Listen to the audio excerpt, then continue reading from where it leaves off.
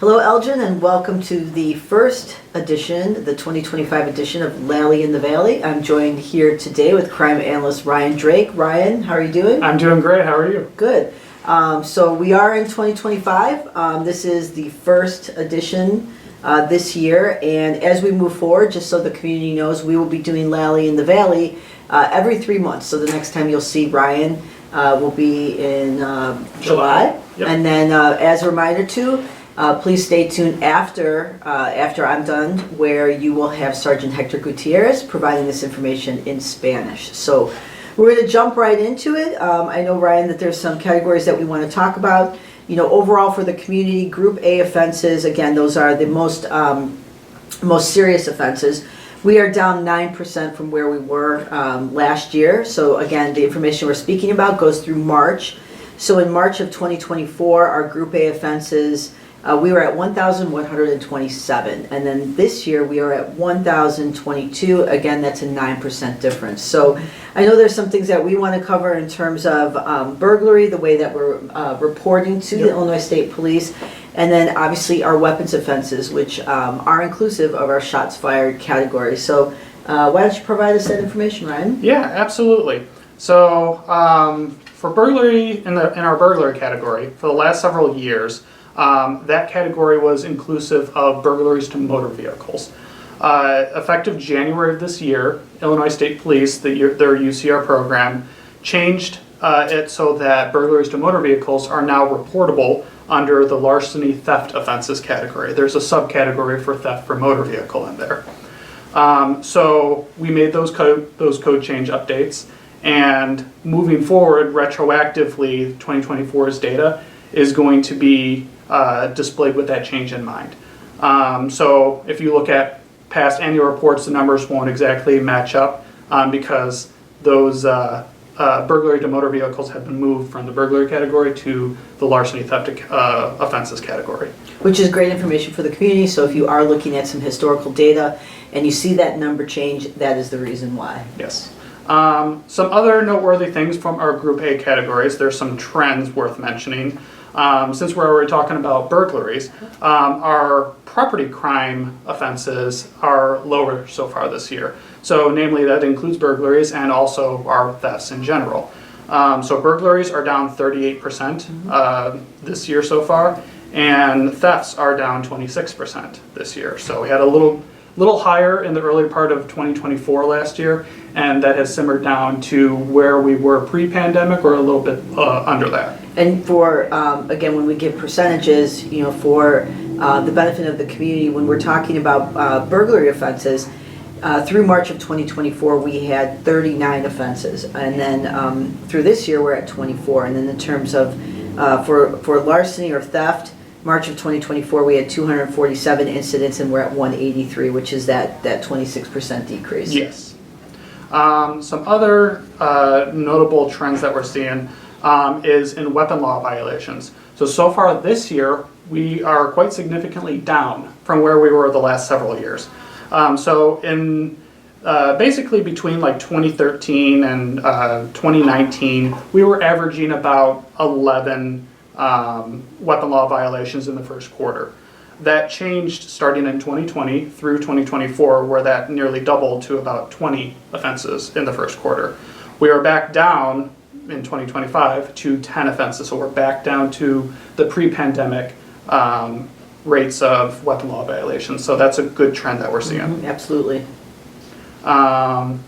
And our weapon offenses include our shots fired category. Yes. So recklessly discharging a firearm, for example, will be captured under a weapon law violation. And 80% of our weapon law violations stem from the misuse of a firearm. And then so year to date through March, we're at 6 shots fired incidents. Correct. And at this time last year, we were at 18. So there's that percentage decrease. Yeah, and just the shots fired alone, we're down 67%. Which is great news. Mm-hmm. Yes.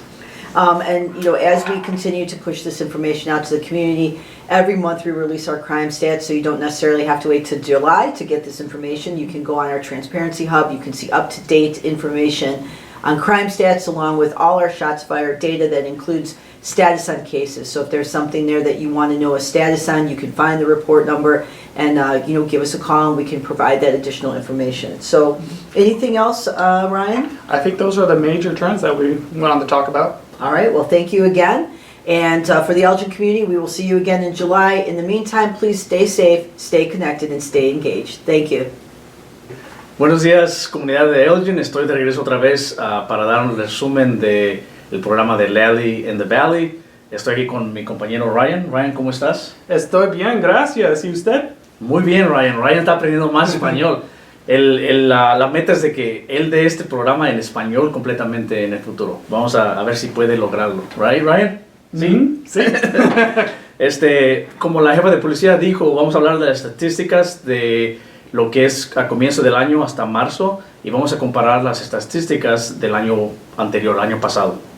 Para empezar, quiero decirles que los disparos al aire o disparos por arma de fuego actualmente están a 6 nada más incidentes. El año pasado en esta fecha tuvimos 18, o sea que estamos haciendo muy bien. Es un 67% de diferencia y obviamente es gracias a toda la comunidad que nos comunica sobre incidentes así y los oficiales que están activos y proactivos también en la comunidad buscando por violaciones de este tipo. Una de las cosas que le quiero preguntar a Ryan es de que si hay cambios del Estado. ¿El Estado hizo un cambio? ¿Qué cambios hizo el Estado, Ryan? All right, yeah, so there have been some changes from last year to this year. One of the major changes worth talking about is how the Illinois State Police has updated how burglary to motor vehicles are reported, and they are now captured under our larceny theft offenses. And in addition to that, our property crimes are generally down this year compared to where it was last year, so that's inclusive of burglaries and our thefts, 38% for burglary and 26% for thefts. Okay. Él lo que dice que la policía del estado ha hecho un cambio en cuestión de robos de carro y robos, o sea, de casa o de otros tipos de robos. Y es algo importante porque ahora el robo de carro no va a estar categorizado en el robo, por ejemplo, de pertenencias o robo de casa, va a estar en otra categoría diferente. Estamos actualmente a un negativo 38, que es muy bueno. El año pasado estábamos a negativo 31, hay una diferencia.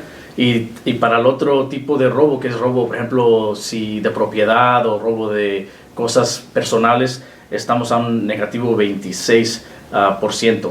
Y el año anterior, obviamente hay un cambio también a esta fecha. Así es que son buenas noticias. Otra cosa de la que la jefa de policía mencionó es de que en el 2013 al 2019, en cuestión de violaciones o crímenes con arma, había más o menos en esos años había 11 incidentes en esa categoría durante el tiempo de enero a marzo.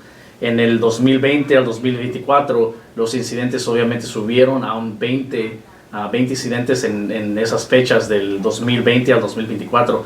Pero la buena noticia es de que en el 2025 nada más tenemos 10 incidentes. Así es que es algo bueno para la ciudad de Elgin, bueno para los residentes de Elgin, y gracias por su apoyo y por su información que nos dan para poder obviamente ver los casos y atenderlos.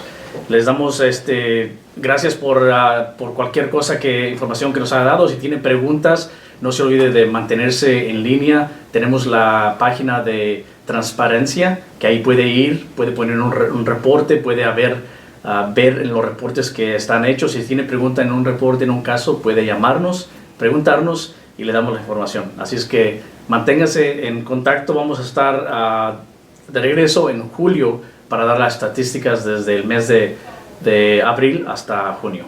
Así es que los miramos para la próxima y que tengan un bonito día, un día seguro, un día sin nada, eventos, todo feliz y alegre en la ciudad. Así es que nos estaremos mirando para julio. Ryan, ¿es todo? Es todo. Gracias, Elgin. Nos vemos.